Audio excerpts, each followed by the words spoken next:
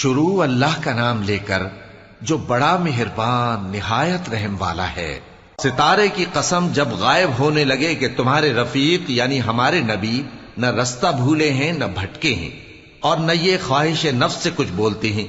یہ قرآن تو ایک وحی ہے جو ان کی طرف بھیجی جاتی ہے، ان کو نہایت قوت والے نے سکھایا یعنی جبرائیل نے جو طاقتور ہیں۔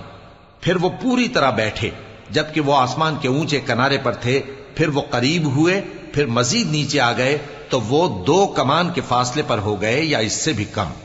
پھر اللہ نے اپنے بندے کی طرف جو حکم بھیجا سو بھیجا۔ جو کچھ انہوں نے دیکھا ان کے دل نے اس کو جھوٹ نہ جانا۔ کیا جو کچھ وہ دیکھتے ہیں تم اس میں ان سے جھگڑتے ہو؟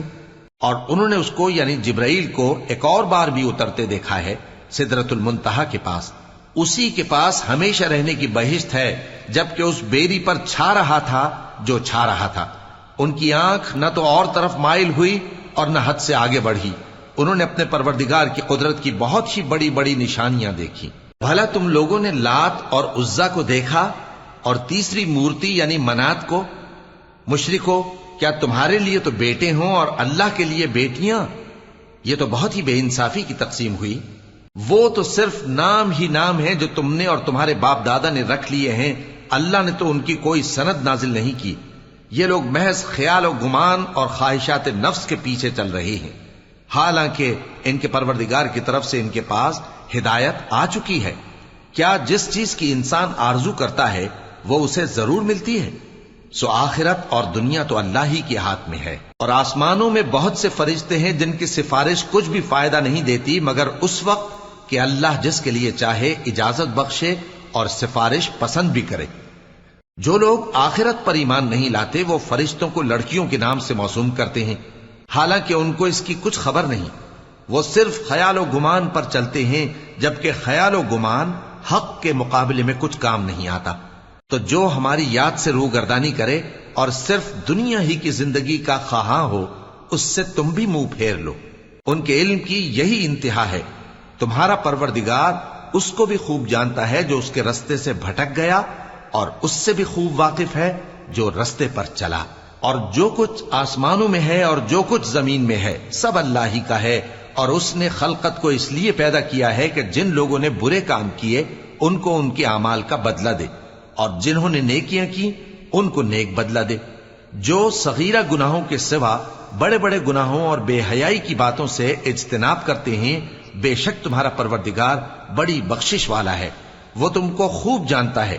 جب اس نے تم کو مٹی سے پیدا کیا اور جب تم اپنی ماؤں کے پیٹ میں بچے تھے تو اپنے آپ کو پاک صاف نہ جتاؤ۔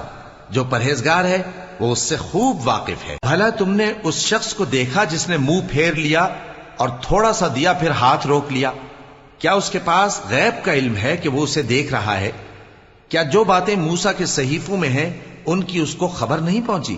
اور ابراہیم کے صحیفوں کی جنہوں نے حق اطاعت اور رسالت پورا کیا، وہ یہ کہ کوئی شخص دوسرے کے گناہ کا بوجھ نہیں اٹھائے گا، اور یہ کہ انسان کو وہی ملتا ہے جس کے لیے وہ محنت کرتا ہے، اور یہ کہ اس کی محنت کا جائزہ لیا جائے گا، پھر اس کو اس کا پورا پورا بدلہ دیا جائے گا، اور یہ کہ تمہارے پروردگار ہی کے پاس پہنچنا ہے، اور یہ کہ وہ ہنساتا اور رلاتا ہے، اور یہ کہ وہی مارتا اور جلاتا ہے، اور یہ کہ وہی دونوں جوڑے یعنی نر اور مادہ پیدا کرتا ہے یعنی نطفے سے جو رحم میں ڈالا جاتا ہے، اور یہ کہ قیامت کو دوبارہ اٹھانا اسی کا ذمہ ہے، اور یہ کہ وہی دولت مند بناتا اور وہی مفلس کرتا ہے، اور یہ کہ وہی شیرا نامی تارے کا بھی مالک ہے، اور یہ کہ اسی نے عاد اول کو ہلاک کر ڈالا اور سمود کو بھی، غرض کسی کو باقی نہ چھوڑا، اور ان سے پہلے قوم نوح کو بھی۔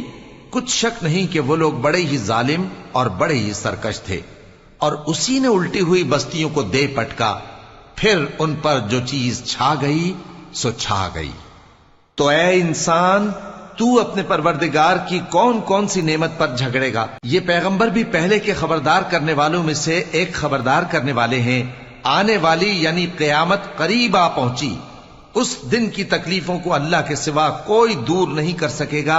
اے کافرو، کیا تم اس کلام پر تعجب کرتے ہو اور ہنستے ہو اور روتے نہیں؟ اور تم غفلت میں پڑے ہو تو اللہ کے آگے سجدہ کرو اور اسی کی عبادت کرو۔